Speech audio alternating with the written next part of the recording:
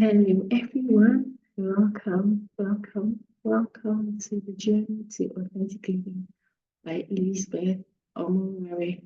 And we are on day 28, troubles. I'm so excited. I hope you have followed through with the other series that I recorded from day 1 to day 27. If you haven't been following us, why now? Like, why now? Okay, so you can still catch up, right? But there's a whole lot to do.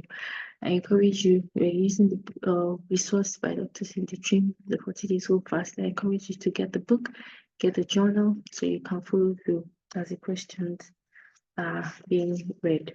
So let's dive straight in. Yes, before then, I want you to do me a favor, subscribe to my channel, like this video, and share this link with your friends and family. It's going to hit you every day by 7 p.m., right? So you are able to plan your day on how best you can, 7 p.m.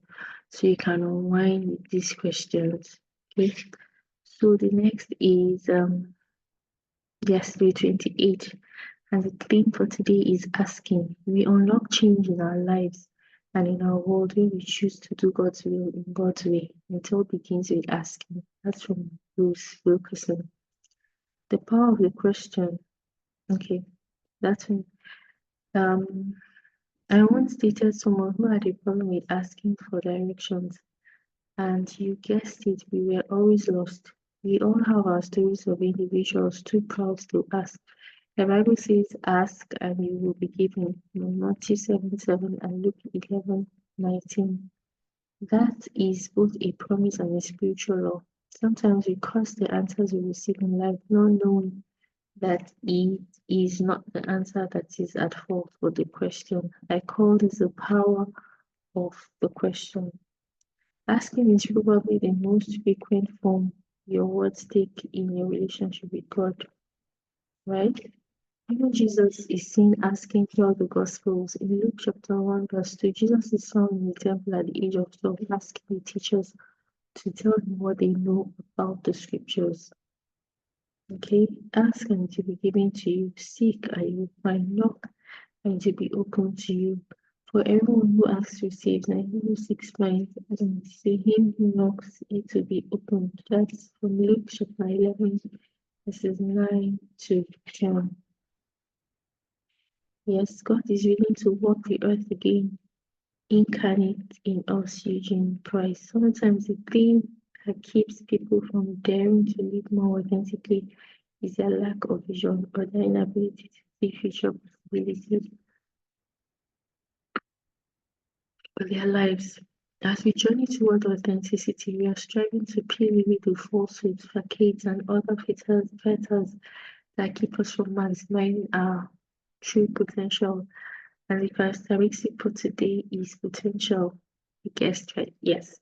Potential is unused and unrealized power to do and to become.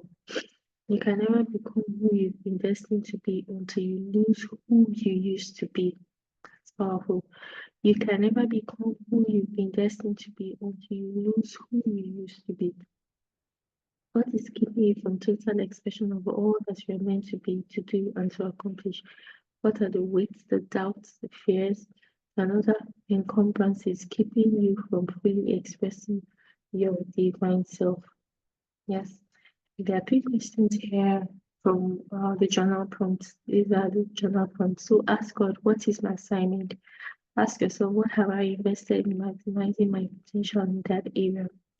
And third, envision what your potential maximized would look like. Now imagine how it might look with God working in and through you. Ask God to show you and then ask Him to do it. There's a quote here from Eric Fromm again. Man's main task in life is to give birth to himself, to become what he potentially is. The most important product of his effort is his own personality. I hope you're learning so much, same way I am. Please subscribe to my channel, like this video, and share with your friends and family. We are on 40 days so fast at day Today is day 28. Yes. So we see for day 29 tomorrow. Bye bye.